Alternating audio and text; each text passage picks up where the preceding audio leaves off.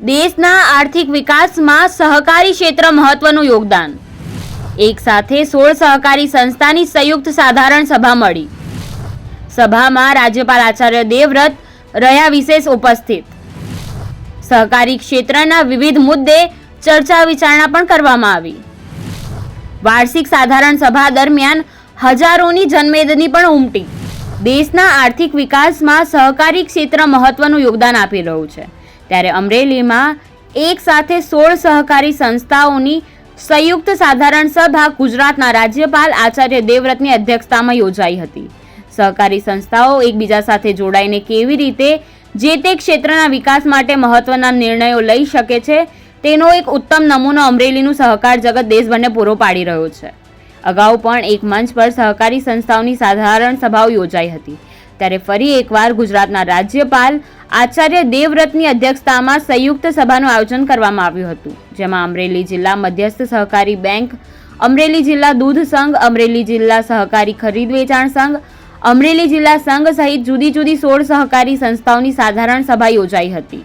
રાજ્યપાલ આચાર્ય દેવવ્રતના હસ્તે દીપ પ્રાગટ્ય કરી કાર્યક્રમનો શુભારંભ કરવામાં આવ્યો હતો. પ્રાકૃતિક ખેતીને પ્રોત્સાહન મળી રહે તેવા હેતુને સાર્થક કરવા ઇફકોના ચેરમેન દિલીપ સાંગાણી સ્થાપિત અમર ડેરી દ્વારા આજના વાર્ષિક સાધારણ સભાનું દીપ પ્રાગટ્ય આચાર્ય દેવવ્રતજી દ્વારા કરવામાં આવ્યું હતું.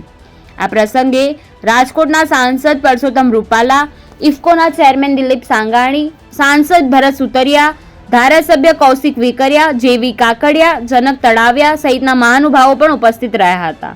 આ ઉપરાંત સહકારી સંસ્થાની વાર્ષિક સાધારણ સભામાં હજારોની સંખ્યામાં જનમેદની ઉમટી હતી. સહકારી ક્ષેત્રની જે સભા હતી અને રાજ્યપાલ શ્રી પધાર્યા હતા, શું કહેશો?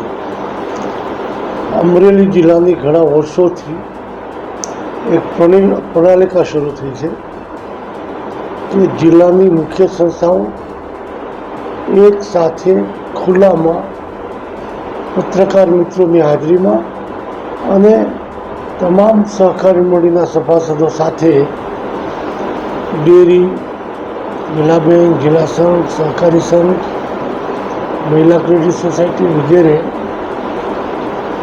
સૌને સાથે મળીને એજીએમ નક્કી થાય અને એમાં કોઈને કોઈ એક વિશેષ મહાનુભાવની હાજરી હોય. રૂપાલા સાહેબને હું સામાન્ય રીતે બધી જ સભાઓમાં હાજર હોઈએ છીએ, પરંતુ વિશેષ વ્યક્તિમાં ભૂતકાળમાં કૃષિ મંત્રી નરેન્દ્ર તોમર, રાધામોહનજી થી માંડીને ગવર્નર અમિતભાઈ શાહ સહિત અનેક મહાનુભાવો આવી ચૂક્યા છે. આ વખતે અમે નિમંત્રણ આપ્યું હતું ગુજરાતના ગવર્નર માન્ય આચાર્ય દેવપ્રસાદજીને અને એમણે હાજરી આપી. ખૂબ પ્રોત્સાહિત અને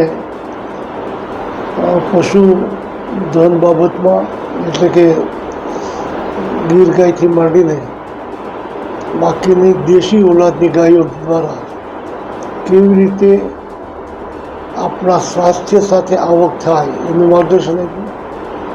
પ્રાકૃતિક ખેતી અંગે ખૂબ સરસ માર્ગદર્શન આપ્યું અને તમામ સંસ્થાઓએ પોતાના વાર્ષિક અહેવાલો ખુલ્લામાં બધી સંસ્થાઓની હાજરીમાં પઠન કર્યું અને ચર્ચાઓ કરી અને એક નવો ચીલો સહકારથી સમૃદ્ધિ અને પ્રધાનમંત્રીએ જે સૂત્ર આપ્યું છે એને સફળ બનાવવા માટે આત્મનિર્ભર ભારત બનાવવાની જે સરકારની નેમ છે એને કેમ સફળ કરવું, એના માટે સ્થાનિક કક્ષાએ કૃષિ અને એને લગત જે નાના મોટા ઉદ્યોગો છે એને રોજગારી વધુ મળે એના માટેના પ્રયાસો કરવા આવી વિવિધ ક્ષેત્રની પ્રોડક્ટ જે સહકારી દ્વારા થાય છે એને વ્યાપારી ધોરણે પ્રસાર પ્રચાર અને વેચાણમાં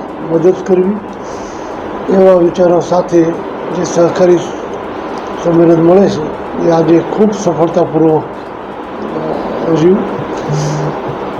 મેં શરૂઆતમાં કીધું એમ રૂપાલા સાહેબે પણ આ દિશામાં માર્ગદર્શન આપ્યું, ગવર્નરશ્રીએ પણ માર્ગદર્શન આપ્યું અને બાકીના એજન્ડાઓ પાસ કરવામાં આવ્યા.